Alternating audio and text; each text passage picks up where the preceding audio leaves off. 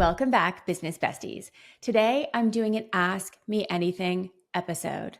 A couple weeks ago, I had said, go over on Instagram and put your questions, and I picked 3 lucky winners. Are you ready? I'm going to say your name. First, we're going to start with Brad. Brad from Ontario, thank you for your question.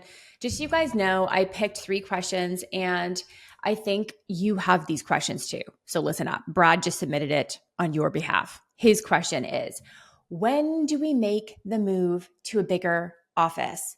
And Brad, I'm pretty sure you're in my self-study program. Congratulations and thank you for your email the other day. If it's the Brad I'm thinking, and you are growing, and I'm so proud of you.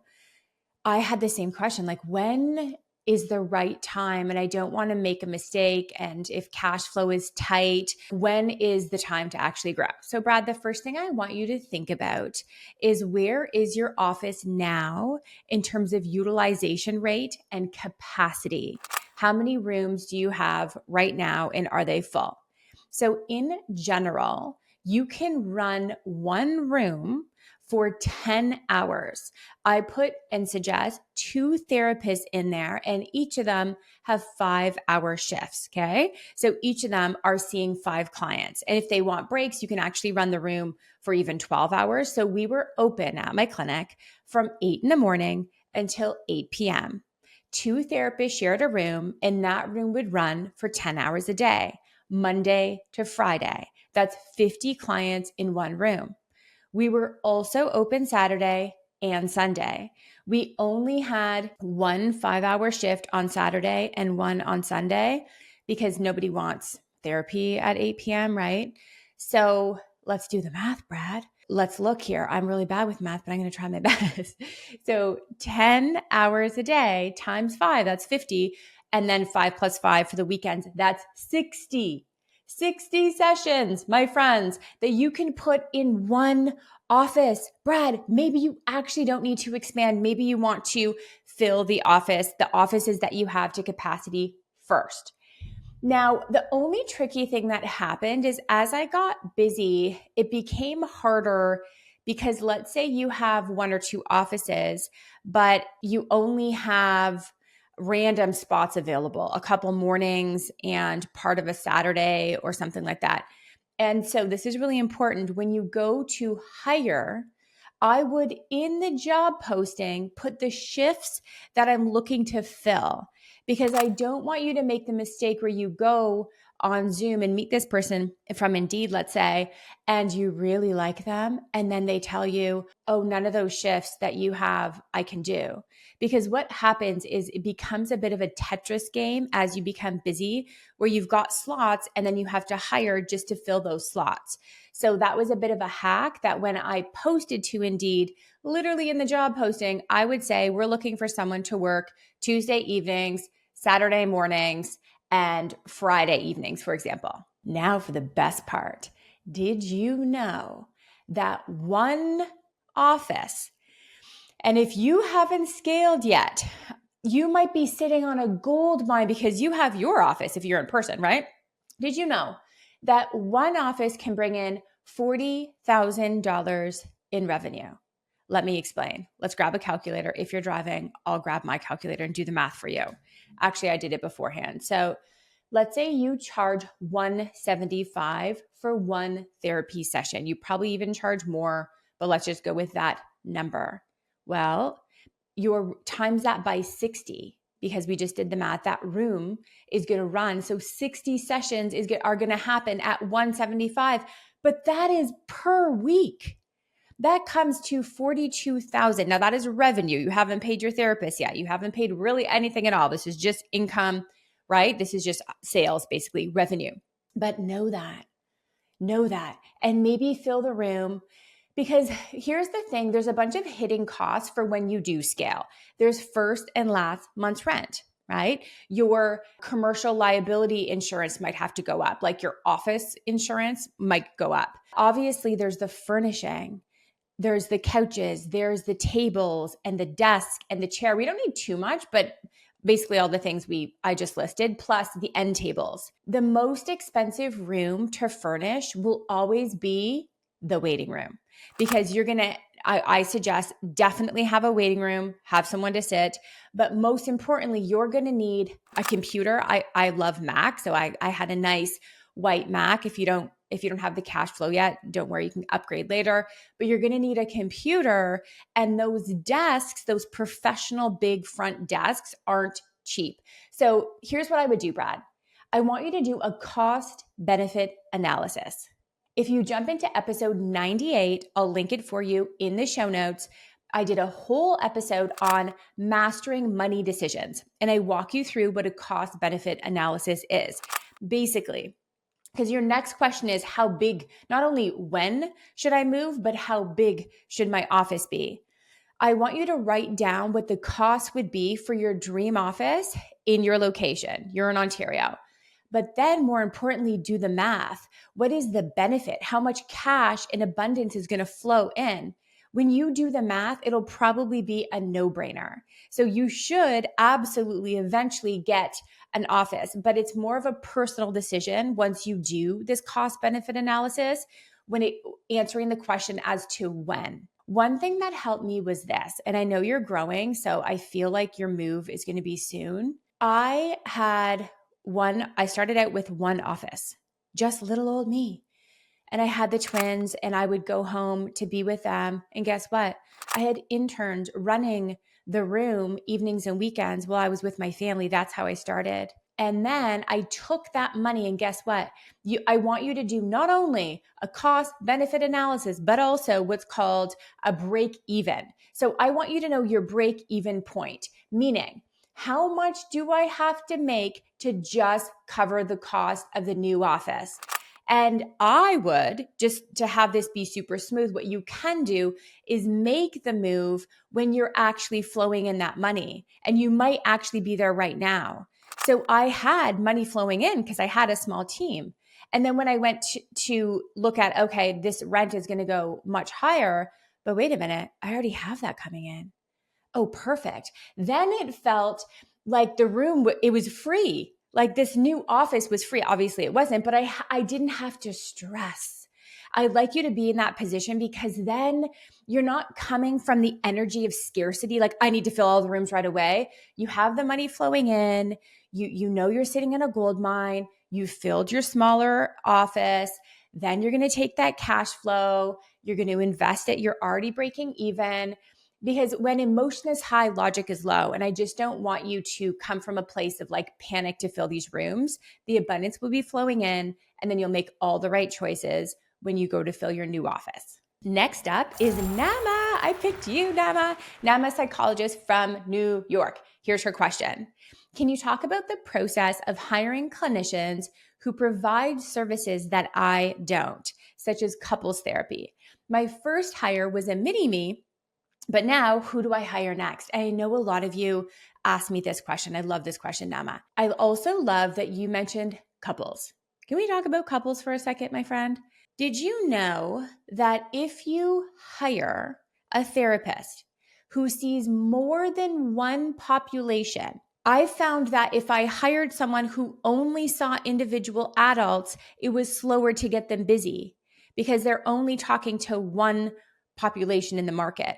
I suggest hiring people who see, let's say, couples and individuals, or children and families, or adults and children. They have two funnels coming in of potential clients. But the best part is couples was always my moneymaker. Here's why. The couple would come in, but almost always both of them have childhood stuff, maybe big T, maybe small t trauma, right? Almost always. And what ended up happening, and we used Gottman, but we mostly use emotion-focused therapy in my clinic. Very often, the therapist would also suggest that both partners seek their own individual therapy within the clinic. Oh, so now this one couple is not one client. It is 3 clients because now she's coming in and the other partner's coming in, but they're still coming in for their couples. So now technically you have 3 clients, but wait, there's even more. What about little Jimmy? They have an 8-year-old. He's being impacted by the constant fighting. Now he's coming in and you get to support the whole family. So Nama, what might happen is your first person you hire will see couples, but before you know it, you'll be guided like, oh, wow, okay, these couples have children. Now I know my next hire is a child therapist. Go with couples. I always think that should be your next hire. And you should pay attention to the market. So here's what I mean. What are people asking you for? Get your admin to start writing this down. Or even in social media, are people commenting? Like, are they commenting about child issues? Are they asking, do you see teens? Get your admin to start documenting this, because it never rely on our memory. And then you'll know, okay, that's my next hire. Try to base it on data rather than just guessing. Now, there's two other ways to also get a sense of, okay, who do I hire next and what population do I serve next? It's also keywords. Are you working with a Google Ads person or a website person? Ask them, specifically Google Ads, to track keyword volume. Okay, there's actually, I think it's called a keyword planner. I'll link to it in the show notes. So basically, if you are doing Google Ads, but even if you're not, you can access Google's keyword planner. I hope I'm saying it right. Keyword something. I'm pretty sure it's keyword planner, and it's free. It's absolutely free. So here's what you have to do. You go in to Google Ads, pretend you're signing up. So you have to you don't have to pay or anything, but you do have to sign up for the Google Ad platform. And in there's a search function. And Nama, I'm really curious, are you in upstate New York? Are you in Manhattan? Because that's going to differ. Oh, and what you're going to look at is the data. Who is actually searching what? So what I mean is, it might surprise you, in upstate New York, it's teens, but in Manhattan, it's couples, or maybe it's children. So I would go and actually search. So first, you're just going to get your admin to look at inquiries and see what people are asking for. But if you're newer and you're like, I don't have inquiries yet, I want you to look at search volume. What are people searching? And that could be your next hire. Overall, though, I love couples. My second favorite is families, for all the reasons I just mentioned, that it's not just one client coming in, the family. You end up with 3, 4, or 5 new clients. And the best part is, you didn't have to work for them. You already invested, let's say, in SEO, Google Ads, networking to bring in that family. And then because you're doing quality work, before you know it, the child wants to come in, and just the mom and just the dad to work on their own stuff in individual therapy. That was my favorite part about having a group. It was so beautiful, the cross referrals, and they're free. One last thing, Namax, I want you to check all these things to really make an informed choice here. Are you using Jane, the practice management software? Right now, I'm going to put the coupon in the show notes for you. As of, by the time you listen to this, or at least for this summer, I'm hoping they extend it for me. You get 2 months free. Usually it's just 1 month. You get 2 months free. So now would be the time to actually see if you like it. Here's what helped me grow. They have something called a referral report. Double check. Maybe if you're not using Jane, make sure, double check if you have access to this. This is when people sign up for online booking, they're going to be telling you where they're coming from. That is data to inform your next hire. Look at all of these places and then track closely, and you'll always make the perfect next hire choice. Next up is April, LCSW from Utah. April, thank you for your question. I really like this question. She says, can I scale by making group therapy great again? So basically she's saying, tell me more about group therapy. I don't chat much about group therapy. Here's why. It was a lot of work, a lot of admin, and not a lot of revenue. And because we're building businesses here, I'm your business bestie, right? So I'm always going to give you the business answer, not the therapist answer, but the business answer. Personally, I found it really hard, or my admin did, with getting a bunch of people to pick a day and time. The day and time didn't work for many people, which meant that the group was small, or the cancellation rate or the no-show rate was high. It was a bit like herding cats. In addition, they expected a lower rate, right? So in the States, you have community mental health agencies. We do too. There's wait lists. But typically, you can get group therapy, at least in Canada, for free, even in hospitals, but you have to wait like a year. But they have the mentality that, oh, well, if I do group therapy, then I'm only going to pay $50 as opposed to your individual therapy rate of $175. It wasn't our moneymaker. And this is a business answer, okay, not a therapy answer. But at the beginning of growth, if you want exponential growth and you're here to work less, have more freedom, I would invest in your moneymakers. And this was not ours, to the point that it just wasn't worth it. And worse, what I noticed was happening, guess who would come for group therapy? People already coming to the group practice.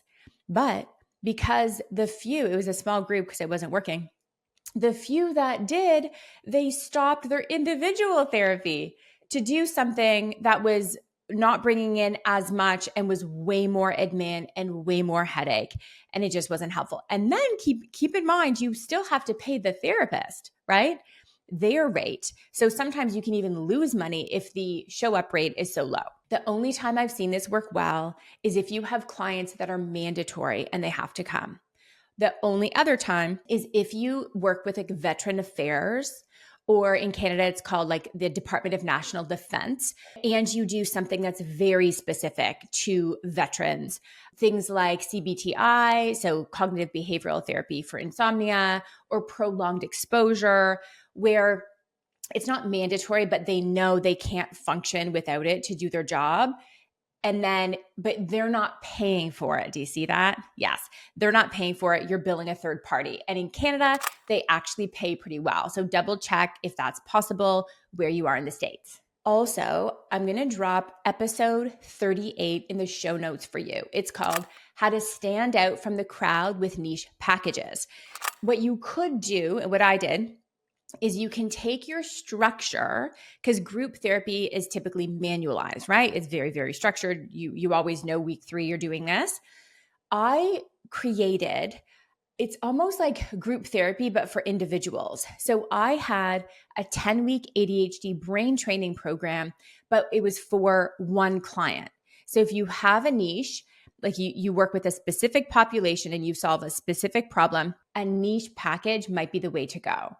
It got very popular. They stayed the whole time, unlike group therapy, but we were charging the full individual therapy rate. How do you guys feel? Did I answer all of your questions? I'm so happy that you asked. And I really hope everybody else listening, because I know, don't we all have the exact same questions? I hope it helped you too. And I will see you next week.